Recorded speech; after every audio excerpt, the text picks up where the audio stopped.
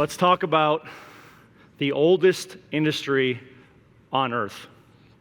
Sometime between 10 and 12,000 years ago, humans, hunter-gatherers, figured out how we were going to get food, not from following the animals around or plucking berries, but figured out how to grow something from the earth. And they became farmers, and this idea of the oldest industry of agriculture began.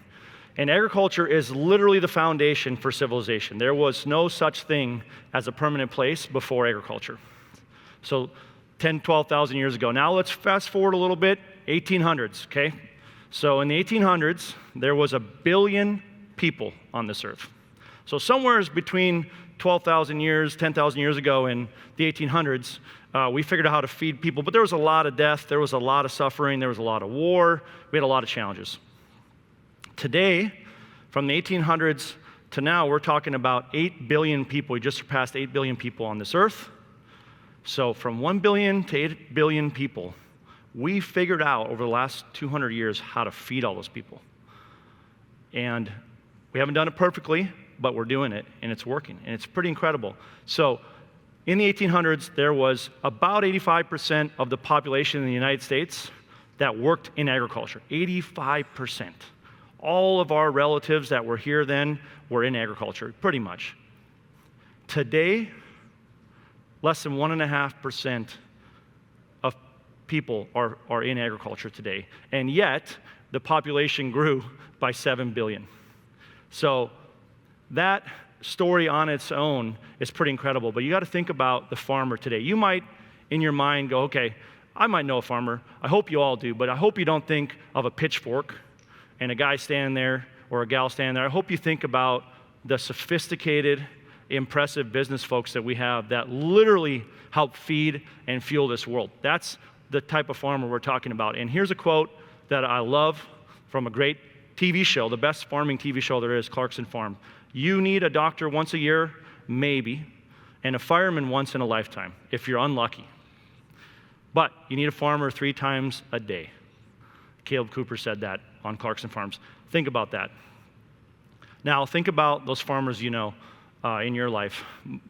My grandfather passed away this last year. He built the family farm and ranch in North Dakota and built a whole family around it purely in agriculture, and that's why we're even here today.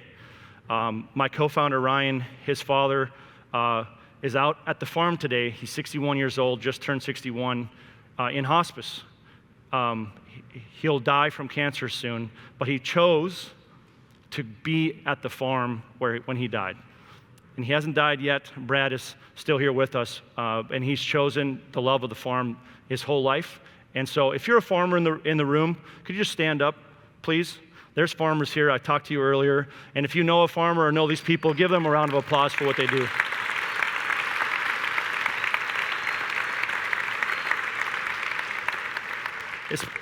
It's pretty incredible. So let's talk about the problem ahead. Agriculture is the least digitized major industry in the world. So it's the oldest, and yet it has the least progress in this area. Now, it's not the farmer.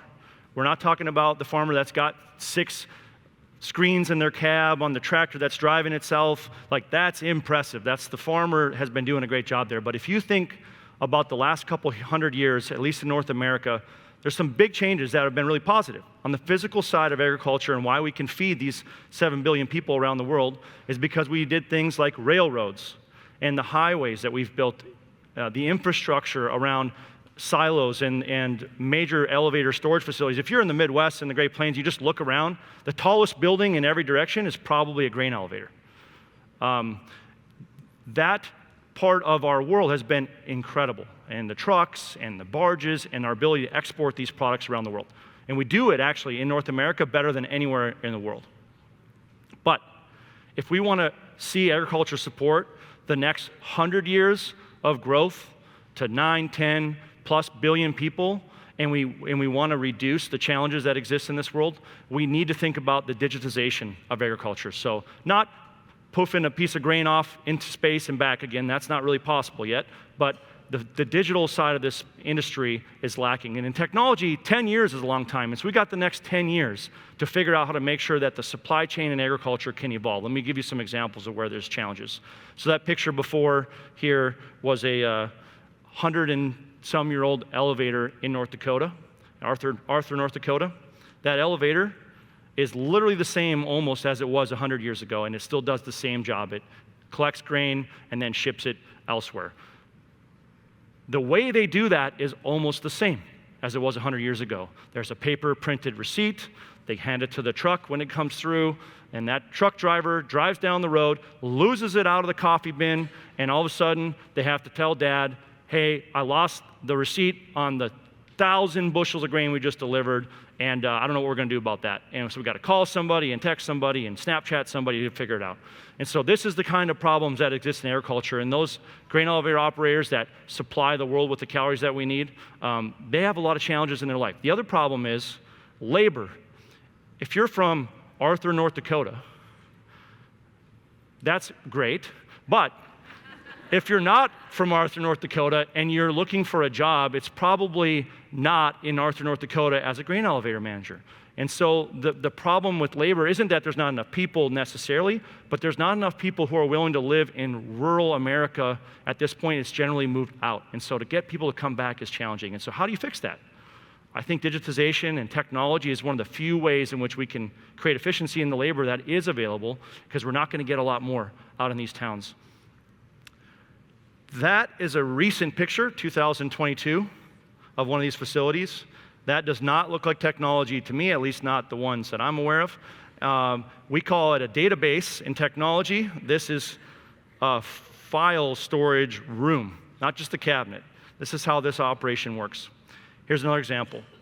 This last year, over $500 billion of payments went out to farmers in the United States, and almost 90% of those payments were on a paper check in the mail. So imagine if your only income, which is the farm operation, your actual wages are mailed to you still. I think very few of us still get paper checks. 90% of the industry is still doing that. And what it looks like is the U.S. Post Office trying to do their job, and it doesn't always work. Who's had problems with the U.S. Post Office in the last few years, right? One of our farmers lost, they were paid a $100,000 check in the mail in 2020. It disappeared. I don't know, they were too busy, apparently, to go figure out if they could get another check. And in 2022, the check showed up, and they deposited it into their account. So there's a lot of challenges in this space. This is just a few of them. But what I believe is that over the next 10 years and over the next 100 years in agriculture, there's a real opportunity to change the way it works. We see crops sold, delivered, and distributed. There should be no paperwork, right? Fully automated. The farm's being automated already, so the tractor's doing more and more, but getting the tractor and the grain from the farm to where it needs to go to get to us for food and feed and fuel for the world is pretty difficult. And so we got to automate this work. Otherwise, we're going to have more problems. And so being the least digitized major industry means that it is a once-in-a-generation opportunity to participate in an industry that actually digitizes. So if you are young or old and interested in technology and you want to make an impact in the world, I believe agriculture is one of the last places with the biggest impact possible in the future. And so that being said, we believe agriculture is the most important industry in the world today. I believe if you wanted to be inspired to make a difference in the world, this is one of the few places to do it. If we can feed the world, we will have less hunger, we will have less poverty, and we will have less war in this world. And so hopefully I leave today with you a message of inspiration around getting up and doing something that matters in the world, and I think it's in agriculture. And so thank you for having me, and go and help a farmer. Cheers.